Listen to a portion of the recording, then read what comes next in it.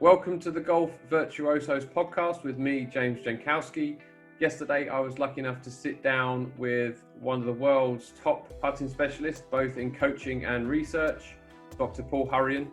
Those of you that don't know Paul, he has coached some of the best players in the world and is founder and owner of Quintic Sports. They've developed biomechanics software, and when it comes to putting, they've developed the ball roll software and newly developed the overhead putt tracking software. If you want to learn more about putting, and if you are a bit of a data nerd like me, then this is a good podcast for you to listen to.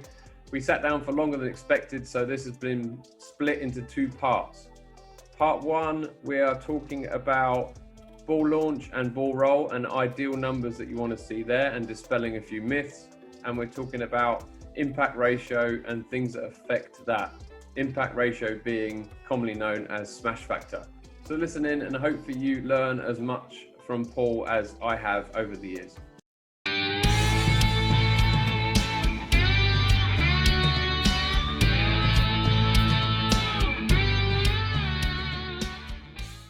So I'm delighted to welcome to my second podcast, Dr. Paul Hurrion.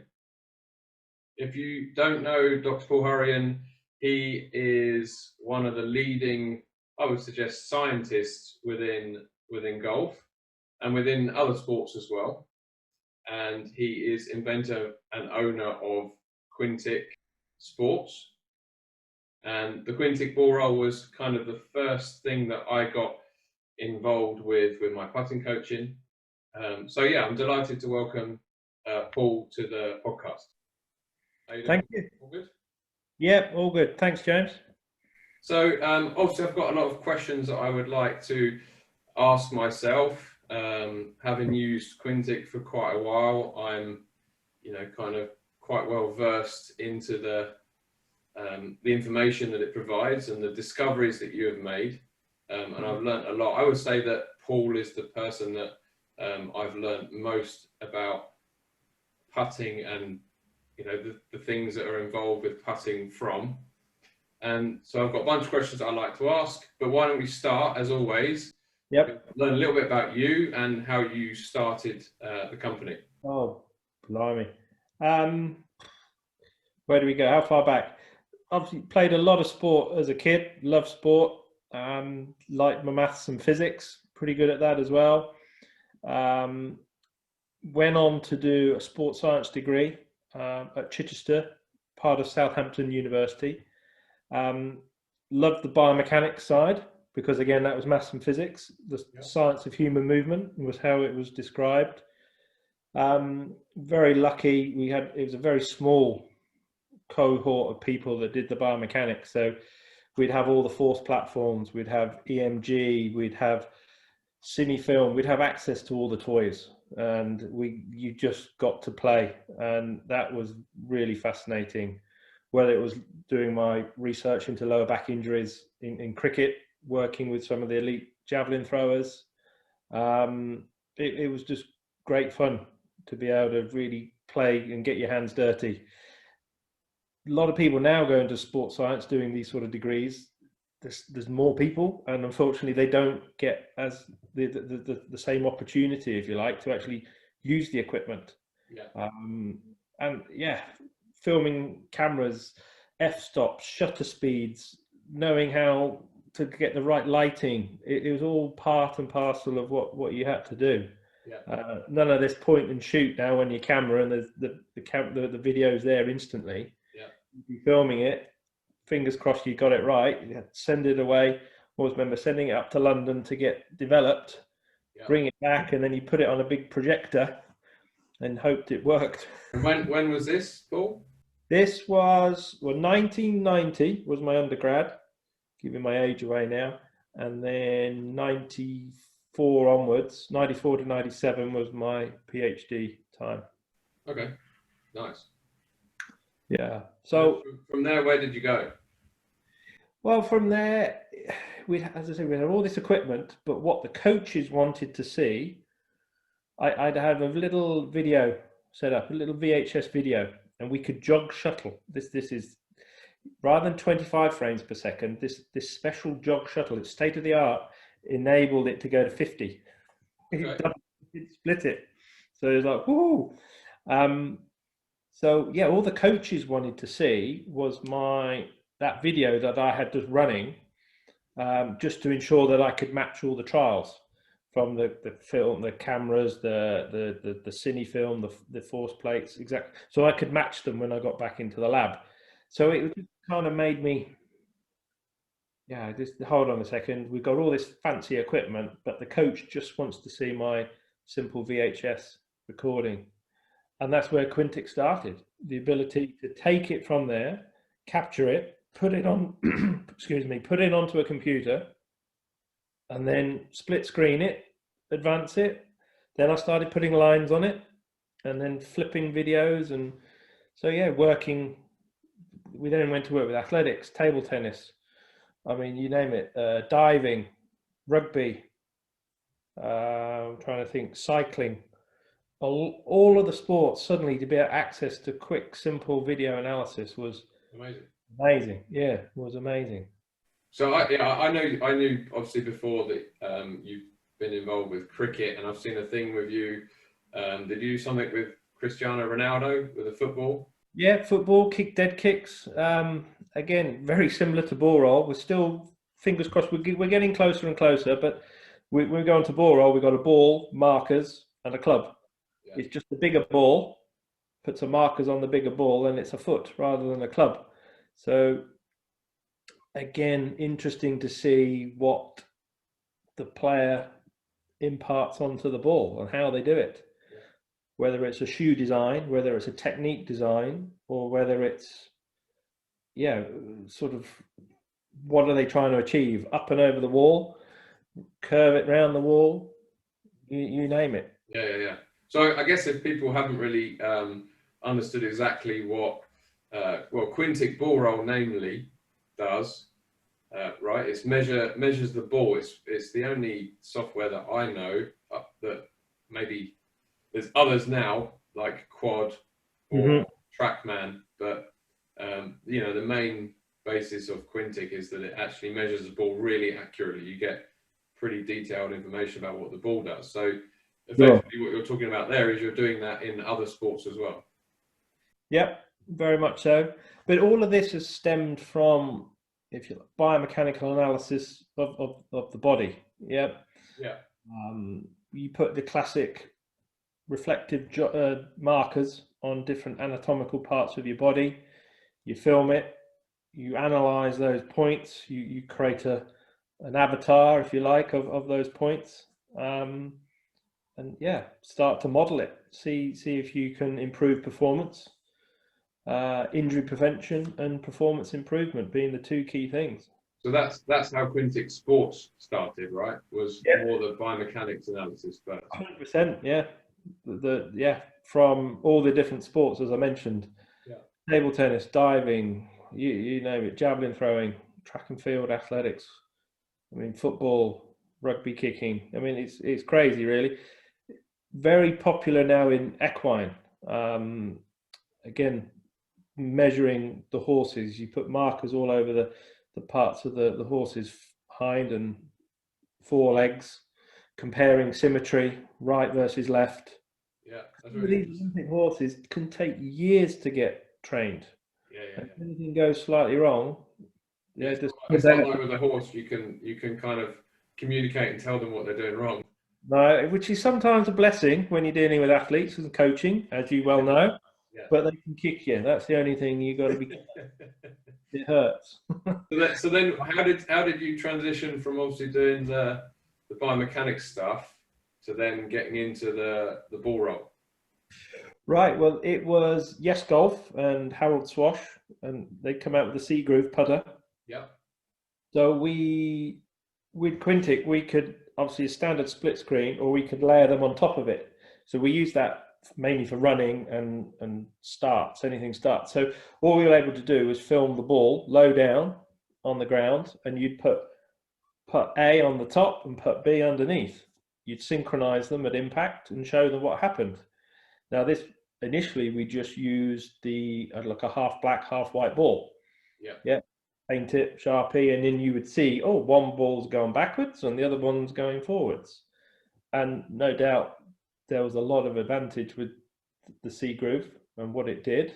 And they used split screen Quintic to highlight their product in the very early days. Yeah, I remember that. Yeah. You fast forward a bit, obviously, you then start to think, okay, let's try and make this more reliable. Robot testing, putting the ball on the edge of a cliff, and you hit it, and the ball's in the air. How much of that roll is based on loft? Is based on angle of attack? All these sort of parameters that can influence launch and roll and spin. So you really dive in. The grooves are part of that, absolutely. Yeah. But I think it became very apparent that what was happening with the club and the ball and how it was delivered had a big influence on the success of putting. So is that when you started to, obviously you said you started with the split, the half black, half white ball, kind of watching it on a high-speed camera, but then did you kind of have a moment where you're like, I want to actually measure exactly what's going on here? Yeah, exactly. And it wasn't that high speed. I think we were up at about 100 to begin with, and then slowly but surely the cameras improve. Yeah, exactly. As you said, let's quantify this. We can see it's gone forward, we see it's gone backwards, but how much? Yeah. And that's really where it started. Yeah. And we did the ball first. As you know, we put 3 dots on the ball now rather than just a black line for the Sharpie line. Yeah. So you can actually get all 3 spin axes measured with the 3 dots. Has it always been that way, or did you start in a different way? Started with 2. We started with a line, and so you get forward and backspin. Yeah, and you get side, but we'd struggle with the rifle component, how much it was spinning towards you or away from you. Yeah. And go back to football, that is very important for the ball to go up and over walls and swerve. You want the 3-dimensional characteristics of what's going on rather than... Yeah, and that was a project we did back at my old uni to compare our data from the ball roll, our 3D maths, if you like, from a 2D camera. And that's what you always got to remember. Quintic's just one camera low down, focused in at impact. Could we get, how accurate was our 3D maths in comparison to a gold standard Vicon all singing or dancing system that's used for all the research? Yeah. So that was a nice little project.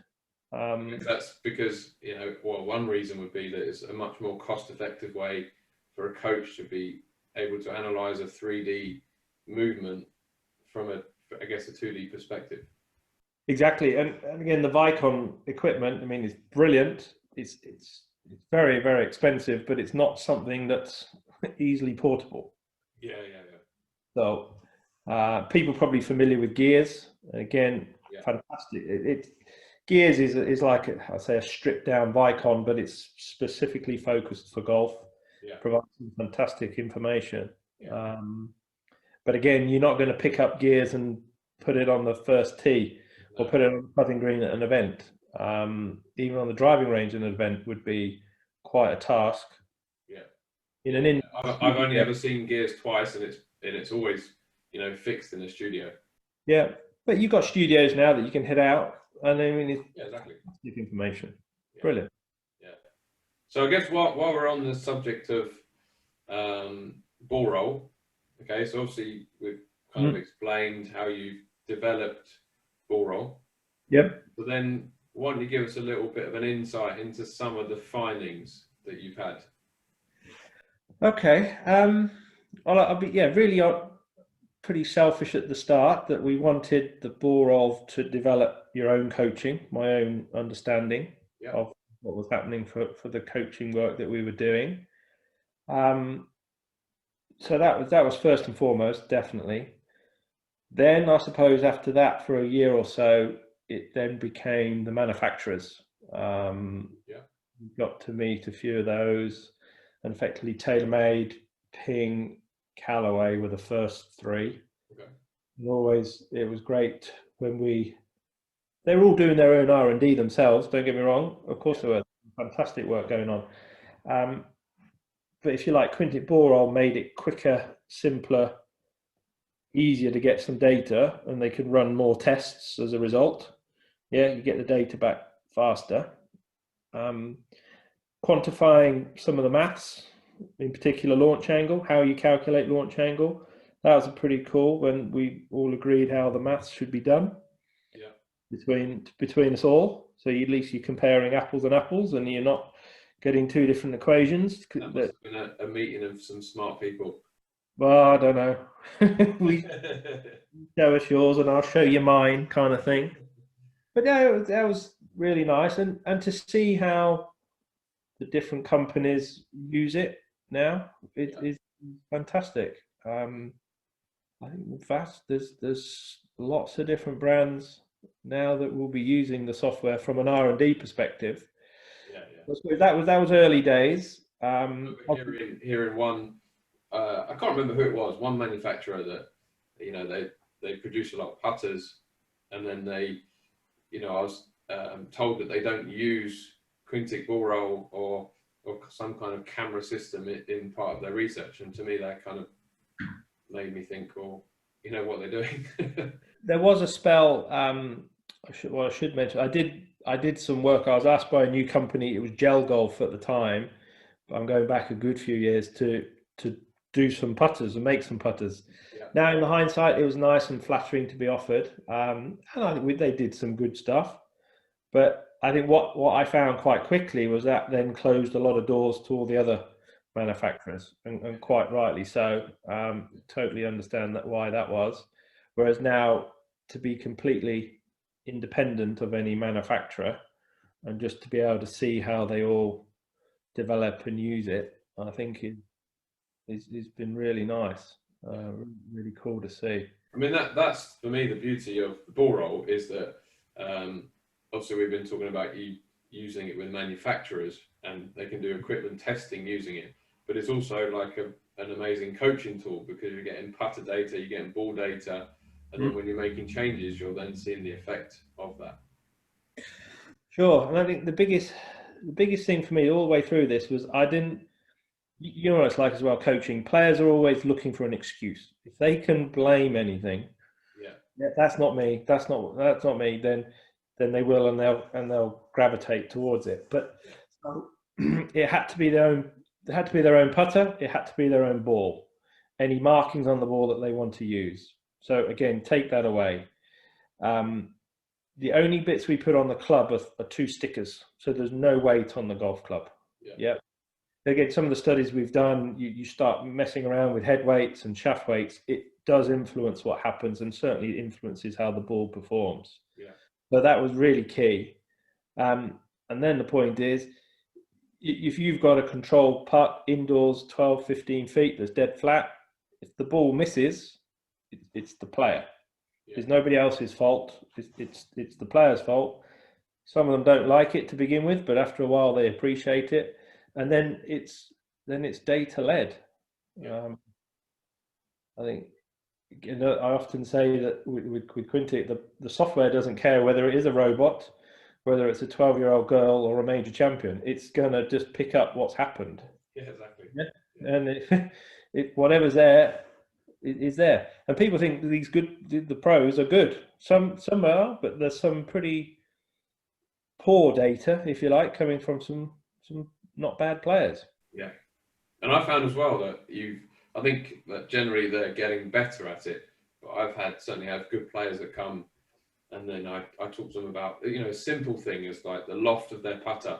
Mm-hmm. Do you know what loft your putter is? You know, have you had that checked? And they say no. They look at you like, what? And they're launching it at, like, you know, 5 degrees or something, and sure, they don't have that, you know, that understanding that yes, the rest of your equipment is important, but it's the same goes for your putter.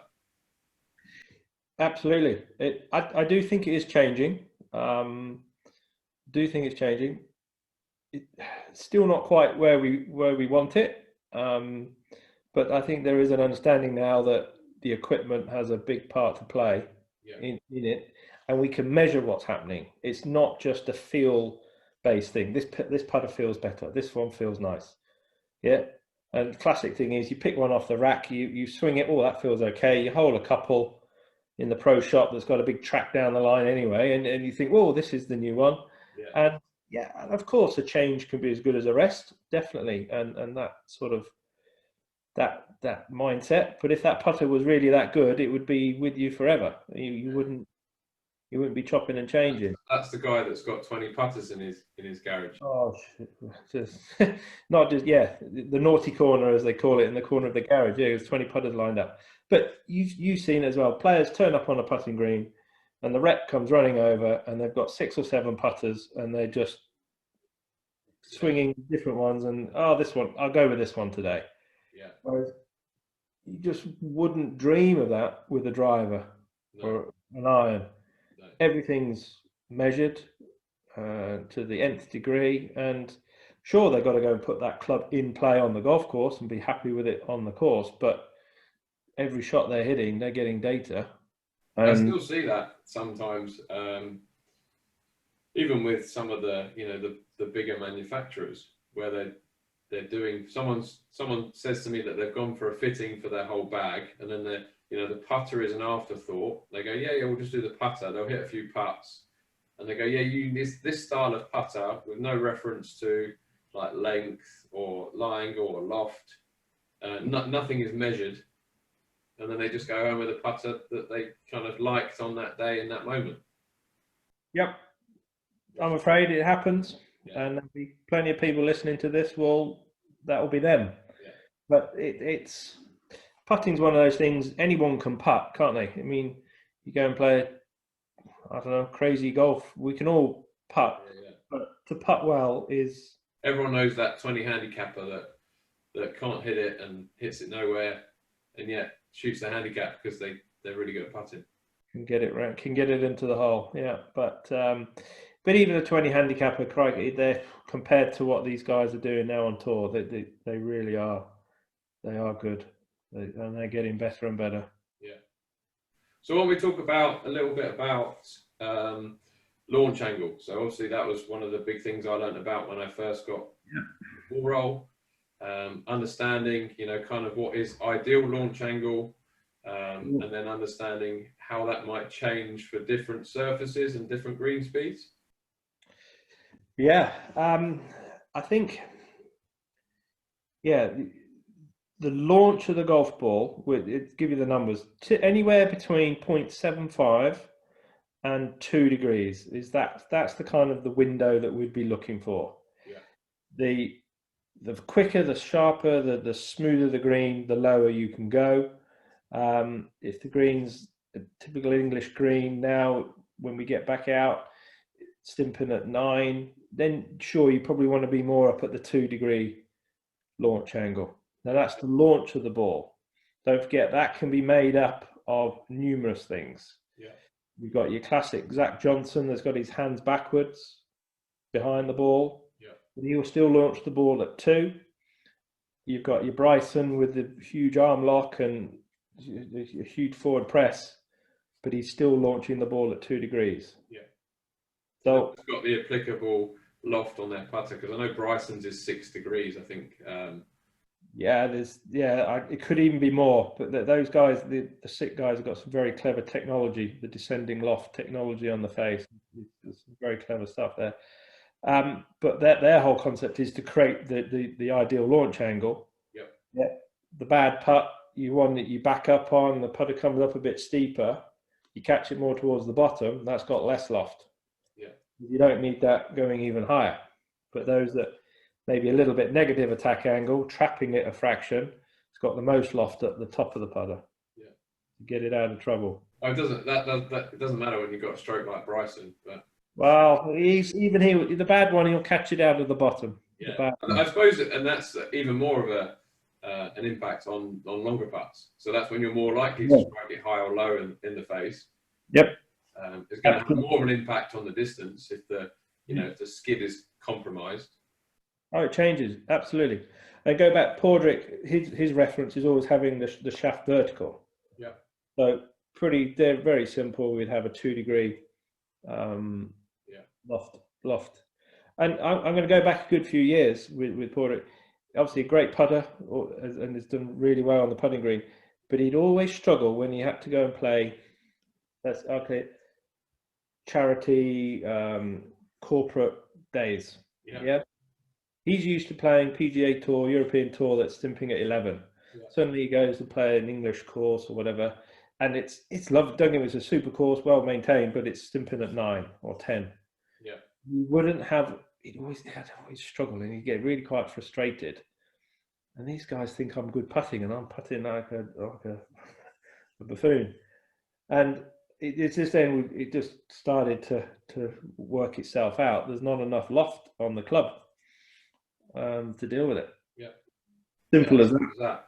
So that maybe explain a little bit about how the ball sits in a little indentation, right? Yeah. Created by its own mass. People don't really understand. They obviously think it's on the green, it's on top of the surface. And then how you came to the conclusion of the 0.75 to 2 degree launch. The mass of the ball obviously does create its own indentation. And that's largely now you've got down to the, well, I kind of call it the smoothness of the green and really the density of the green. Yeah. You can have green stimping at 11, but it's quite undulating. Yeah. Bits of bare patch and then a bit of grass, etc. But you might roll out at 11, but it's quite undulating. Yeah. So the ball, the element of the ball will sit in its depression. Yeah. And the longer you leave it, the more it'll sit in the depression. Yeah. It will, we do see that it will go lower and lower and lower. Exactly why you have to be careful, right, when you're hitting putts over and over and over from the same spot. Oh, disaster, yeah.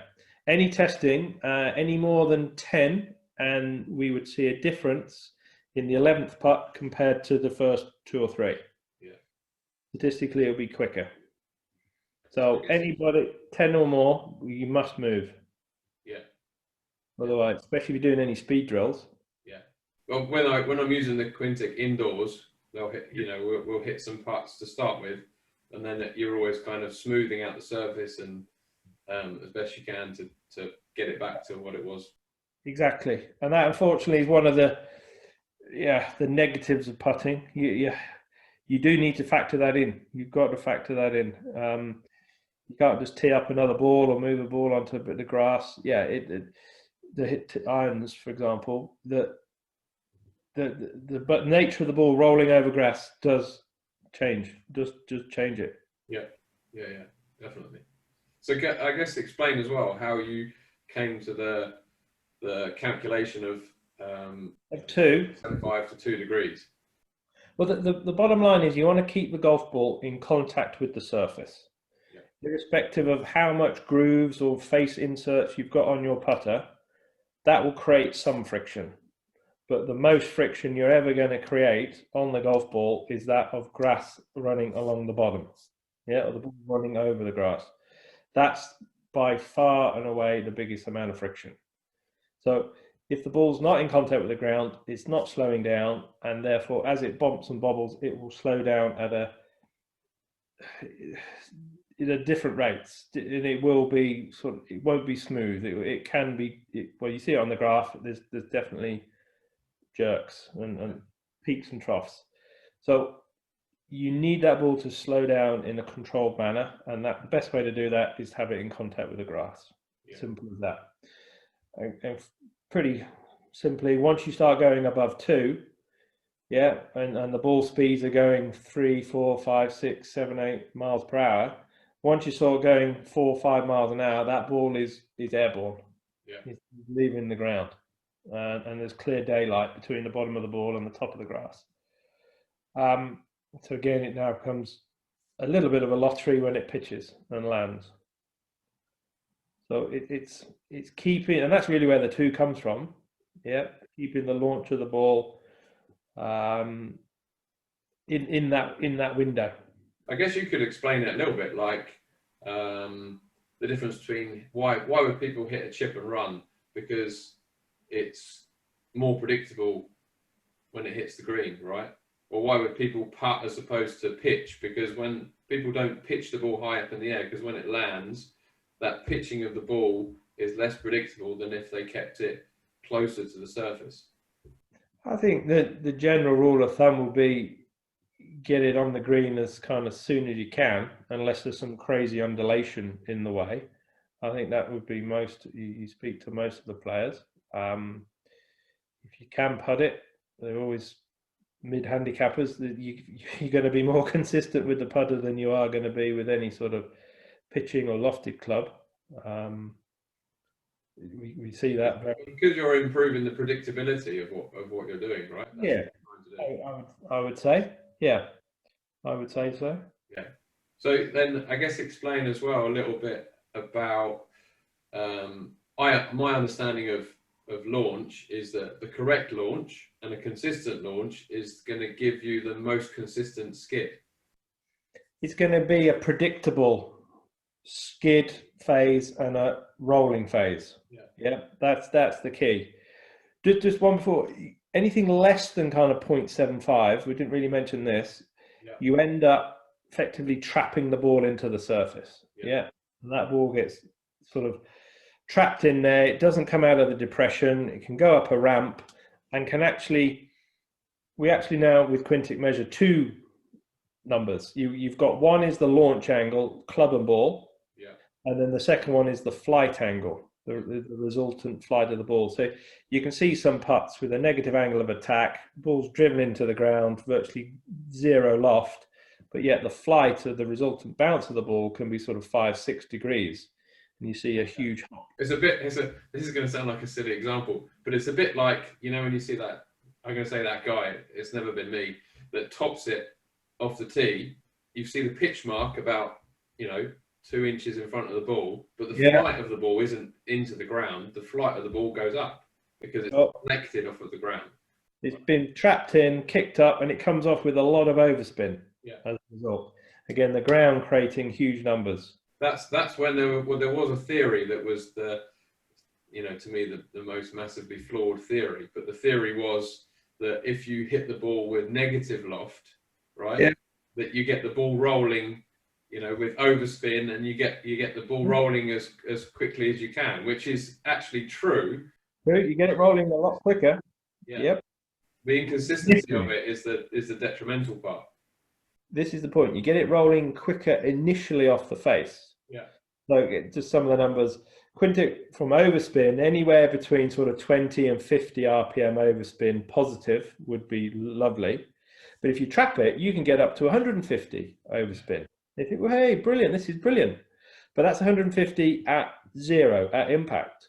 But when you follow it out and you go out to 12 inches, the 150 is kind of still at about 150, or it might have gone up a little bit more, but because it's been in the air for most of that journey. That's true, yeah.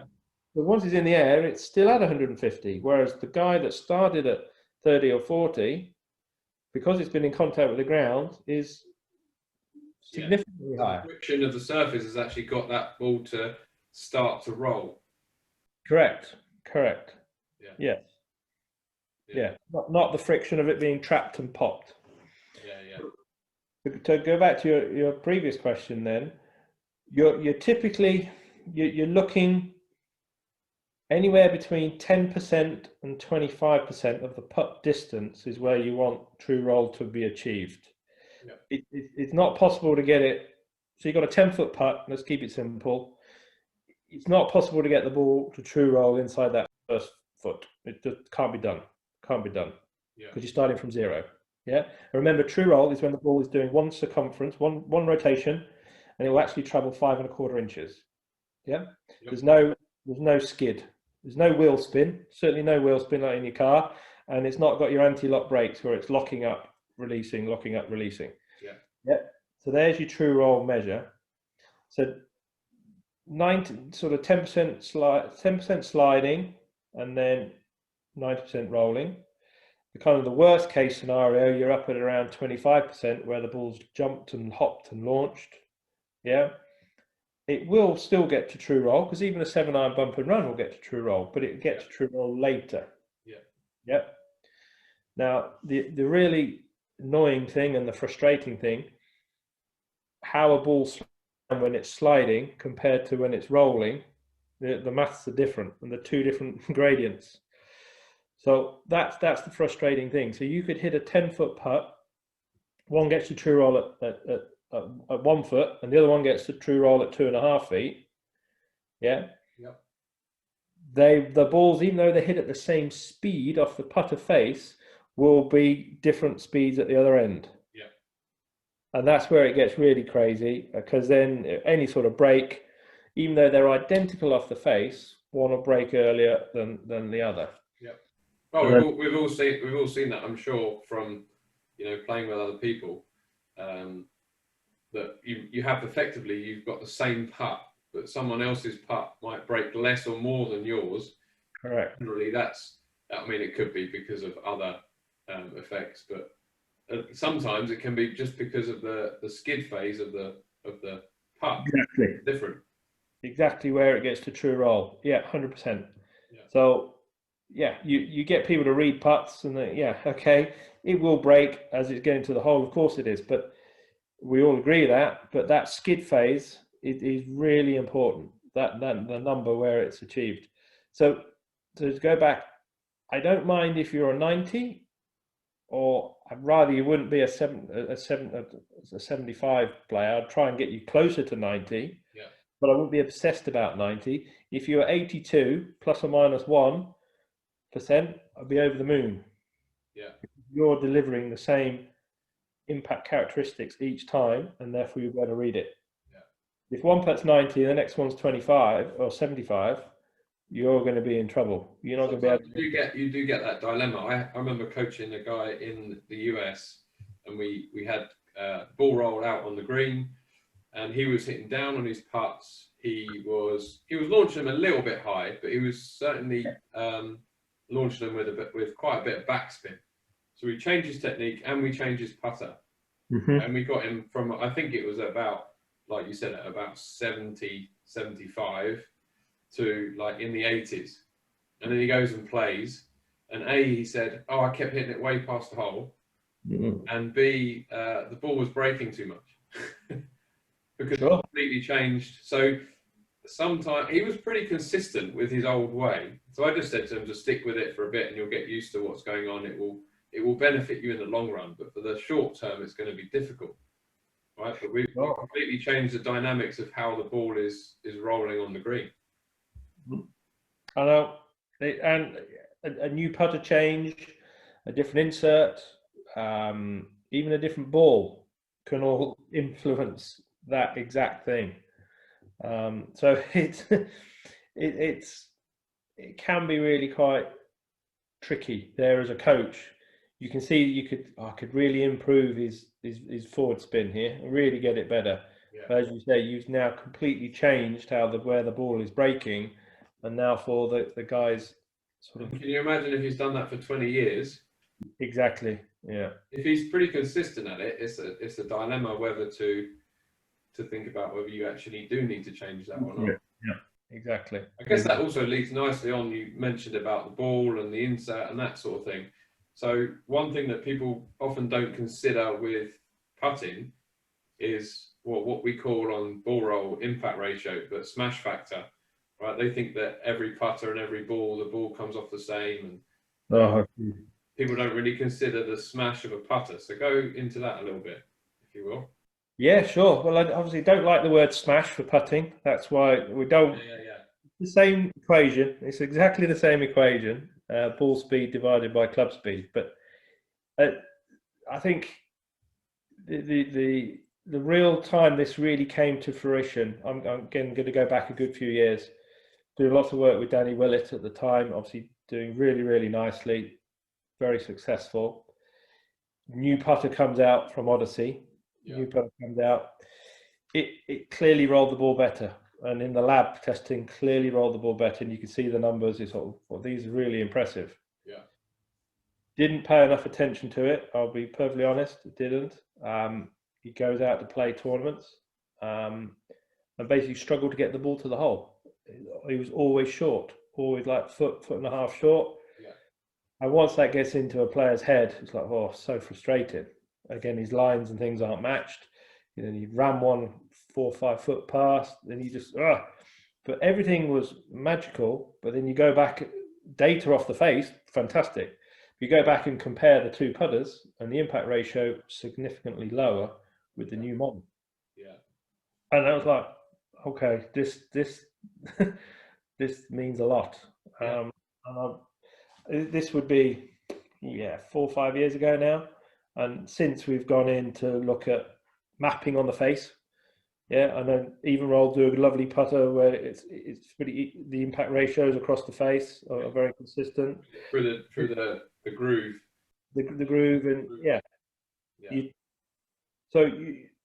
again, I've done a couple of papers on this, presented different putters, different manufacturers. When you map 9 points on the face where you'd hit it on the robot, and you're looking for the same amount of energy to be returned where you strike it on the face. Yeah. So that really fascinating. You've also got, I did it with golf balls, different balls. Yeah. Off the tour, 10 different manufacturers, I'm sure it was. We took them and you put them on a robot, same putter, different balls, and they come off differently. Yeah, that's where the average golfer will tee off with one golf ball, lose it on the second tee, they've hit it out of bounds. They pick up a completely different golf ball, and how can you control your speed on the greens if you've got you can even get up to let's just say 0.1 different in impact ratio. So if you put that into perspective, if that's 10 miles per hour of ball speed, that's between 10 and 11 miles an hour of ball speed, basically. It starts to, certainly on the longer putts, it can start to have a factor for sure, the different balls. And players complain of it. Stricker and Tiger playing, guess whose ball we had to play? Steve Stricker had to play with in the Ryder Cups and President Cups. Yeah, true. And then suddenly Steve couldn't match it. It didn't match. Yeah. The recent, not this year, but last year, Justin Thomas was complaining. The new ball. Yeah. He couldn't match his pace anymore. Still the same putter. Yeah. And it does happen. It does happen. So you switch around a lot between putters and between balls. As an example, because of the technology in the even roll putters, the groove width in the middle is quite far apart, so they're quite soft in the middle. So some people might struggle with that. But imagine if you were using an even roll for a while, and then you go to, I don't know, as an example, like a Phantom X Scotty Cameron. They're quite firm. There's not much grooving in there, so they come off the face quite a lot faster. Yep. And all of a sudden, you hit effectively the same speed of the putter at impact, but the ball can go way different distances. Completely different. So obviously, the material is one thing, and obviously off-center strikes is the other one. Yeah, is the big determinant for ball speed. Yeah. At the end of the day, one of the key parameters that we measure with Quintic is ball speed. Yeah. So if you hit 10 putts and you've got a range within half a mile an hour of ball speed, you're doing a lot of things right. I.e., your club's being delivered pretty consistently, and you're finding the middle of the club consistently. Yeah. So the one that matters is ball speed. So how do you control ball speed? Yeah. But I guess at the end of the day, that's what I love about ball roll is you've got all these different things that are kind of formulating to, at the end of the day, do two things. Try and launch the ball correctly, direction-wise. So we're talking both height and left and right. Yeah. And then we're talking about ball speed. And that's it. And then spin. And then your true roll number. Where do you get to true roll? Yeah. They would be they're your key parameters. Everything that goes into this thing to create, effectively what is the ball doing? Because that's, like you said earlier, you alluded to the fact that the ball doesn't care who's hitting it or what's hitting it. All it cares about is what happens, and that's what's been measured. You got to measure it. Yeah, you got to measure it. Yeah. It's not possible to predict. We did another study. 10 different putters. Everybody's got like a Ping Answer lookalike, haven't they? All the manufacturers have got a putter that looks like a Ping Answer. I mean, very successful, iconic kind of shape. But if I always remember, I put in the robot, I put all of the putters to 2 degrees static loft. Yeah. And in the robot, I always put the shaft vertical. Hit putts. Obviously, the club data, identical because it's in the robot. Nothing's changed. but there were some big differences in how the ball behaved in speed, launch, and spin. What? So you're saying that if you get fitted to a blade putter, let's call it a blade putter or an answer style putter, every putter isn't the same. 100% it's not the same. They're different weights. They've got different CFGs and they've got different materials. They might look the same. Well, I thought this is the generic fitting, right? You go for a fitting and they go, well, your closing angle is this. This is the putter that you need. Stop it. Don't go there. You'll wind me up. You mean it's more than that? Just a fraction, just a little bit. But they just proved that the same looking head, it just performed completely different. And it's like, okay, if you want to get fitted based on just what your stroke is doing, that's only half the problem. Well, half the issue. I always say to people, you wouldn't have a TrackMan or a GC quad unless suddenly you can't have ball data. Yeah. Who would use it? You can't look at ball data. You're not allowed it. Yeah. And whenever I do a fitting, you simply have to hit a putt with every putter, that's in the equation, because every putter is going to be different, even though they might look pretty identical. Exactly. You start to throw them away and you whittle it down. Yeah. But it's don't you get me going. I guess the next line would be, we've talked about impact ratio. So we've talked about the effect of the ball and the club insert or the material on impact ratio or smash factor. But there's also the effect the golfer can have by acceleration.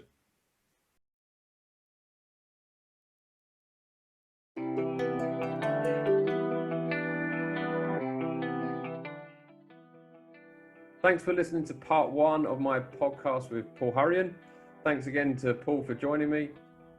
Listen out or watch out for the release of part 2 over the coming weeks, where we talk about acceleration and his new overhead putt tracking system.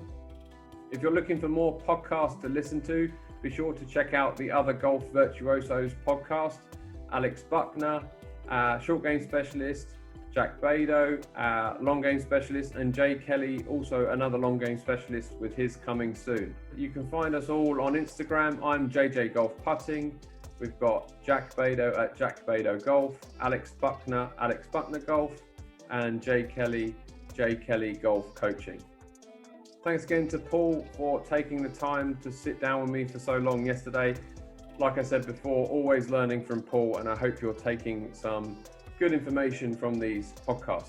Thanks for listening, and I hope to catch up with you all again soon.